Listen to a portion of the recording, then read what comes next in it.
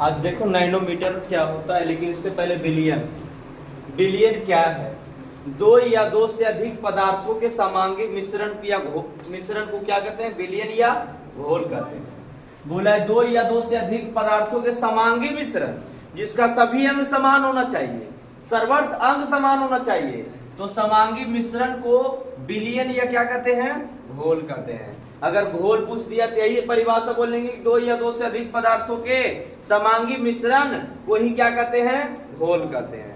अगर बिलियन पूछ दिया तो यही परिभाषा बोलेंगे कि दो या दो से अधिक पदार्थों के समांगी मिश्रण को क्या कहते हैं? बिलियन कहते हैं। बिलियन कहो या घोल कहो, दोनों क्या है? सेखी है। फिर बोला जाए इसे नींबू जल पूरा, माने कि बिलियन के मतलब होता है आंशिक रूप से मिल जाना, एक भी कण बाहर दिखना नहीं चाहिए, पूर्ण रूप से मिला हुआ।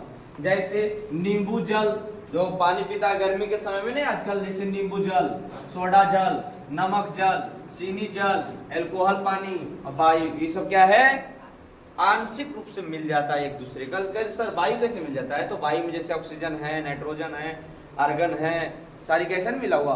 तो ये हो गया क्या चीज? समांगी, समान अंग से मिलती है।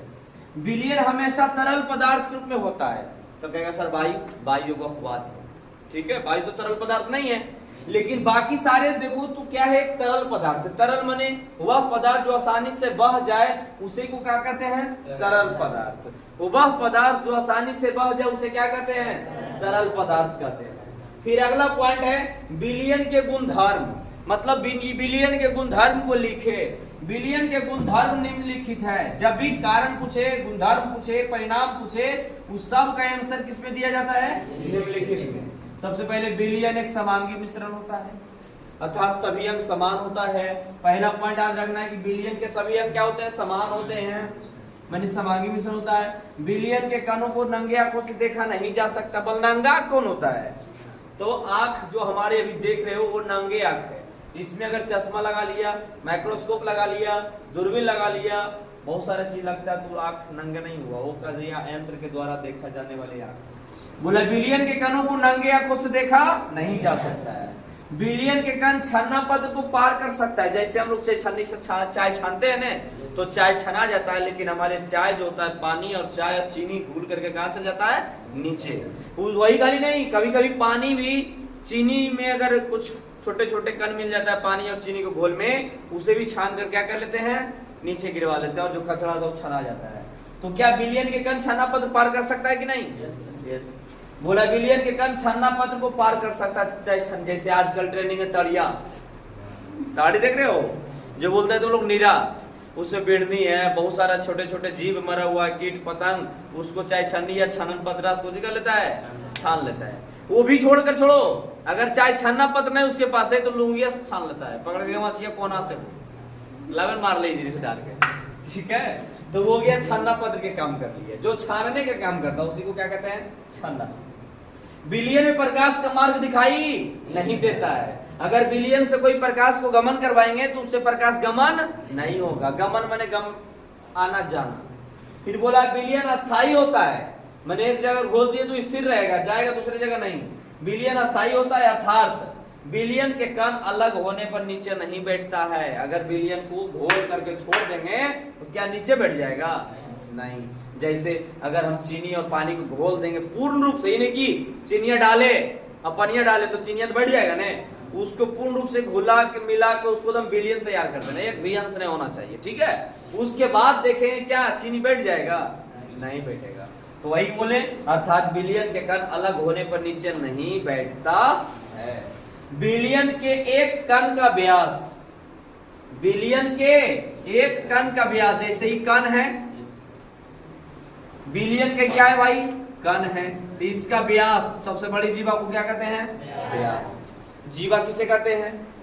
एक छोर से दूसरे छोर की लंबाई को क्या कहते हैं? जीवा कहते हैं। और वृत्त के सबसे लंबी जीवा को क्या कहते हैं? व्यास कहते हैं। तो इसके व्यास कितना होता है? 10 के पावर माइनस 9 मीटर, अर्थात माइनस में है भाई, तो इसको कर सकते हैं 1/10 के पावर कितना? 9। क्यों? क्योंकि माइनस से 3 क्या हो जाएगा? क्या चीज? प्लस। अब देखो क्या कर सकते हैं, 1 बटा कई सुनना 9 सुनना 2 3 4 5 6 7 8 9, पढ़ो तो, इकाई दाई सैकड़ा हजार 10,000 लाख 10 लाख करोड़ 10 करोड़ अरब। माने 1 भाग का 1/2वां भाग, 1 का 1/2वां भाग इतना छोटा रहता है। तो कैसे दिखेगा नंगो आंखों से? ठीक है, ये बोला बिलियन के एक कण का व्यास 1 नैनोमीटर में 10⁻⁹ मीटर होती है। ठीक है, अगला है विलेय और विलायक। विलेय और यहां तक तो लिख लिया होगा। विलेय किसे कहते हैं? लिखेंगे ऐसा पदार्थ जो किसी दूसरे पदार्थ के साथ घुल जाता है, एक दूसरे पदार्थ के साथ घुल जाता है, एक दूसरे पदार्थ के साथ घुल जाता है, तो उसे विलेय कहते हैं। विलेय कहते हैं। जैसे पानी नहीं, चीनी जो घुल जाता है, माने अपन गुण को छोड़ करके दूसरे के गुण धारण कर लेना, अपना गुण छोड़ करके किसका गुण धारण कर लेना? दूसरा का गुण धारण कर लेना, विलेय कहलाता है। जैसे चीनी बेचारा था दानेदार, हो गया पानी में जाके, समझ रहा है ना, जलिए जैसा। फिर और क्या? नमक, और क्या? और बता, सोडा इत्यादि। अगला है विलायक। विलायक किसे कहते हैं? विलायक किसे कहते हैं? लिखेंगे ऐसा पदार्थ जो किसी दूसरे पदार्थ को अपने साथ घुला लेता है,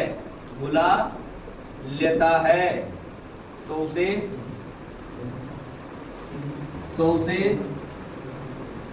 विलायक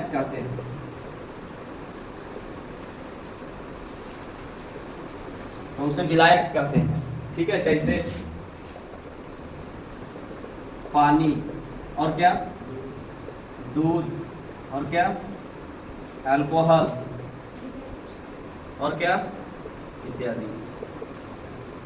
ठीक है, यहां तक पहले समझ लेना है कि विलेय पदार्थ किसे कहते हैं। ठीक है, तो ऐसा पदार्थ जो किसी दूसरे पदार्थ में घुल जाता है, दूसरे पदार्थ के साथ घुल जाता है, उसे क्या कहते हैं? विलेय, विला जाना। ठीक है, ऐसा पदार्थ जो किसी दूसरे पदार्थ के साथ घुल जाता है, उसे क्या कहते हैं? विलेय कहते हैं। जैसे चीनी पानी के साथ घुलाएंगे घुल जाएगा, दूध के साथ घुलाएंगे घुल जाएगा, जो जलीय द्रव होता है उसके साथ क्या हो जाता है? घुल जाता है। ऐसा पदार्थ जो किसी दूसरे पदार्थ के साथ घुल जाता है, उसे क्या कहते हैं? विलेय कहते हैं। विलायक किसे कहते हैं? ऐसा पदार्थ जो किसी दूसरे पदार्थ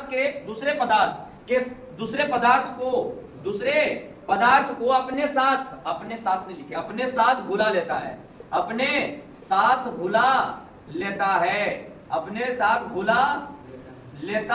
है, उसे क्या कहते हैं? विलायक कहते हैं। बोला ऐसा पदार्थ जो किसी दूसरे पदार्थ को अपने साथ घुला लेता है, उसे क्या कहते हैं? विलायक कहते हैं। जैसे पानी, दूध, अल्कोहल इत्यादि।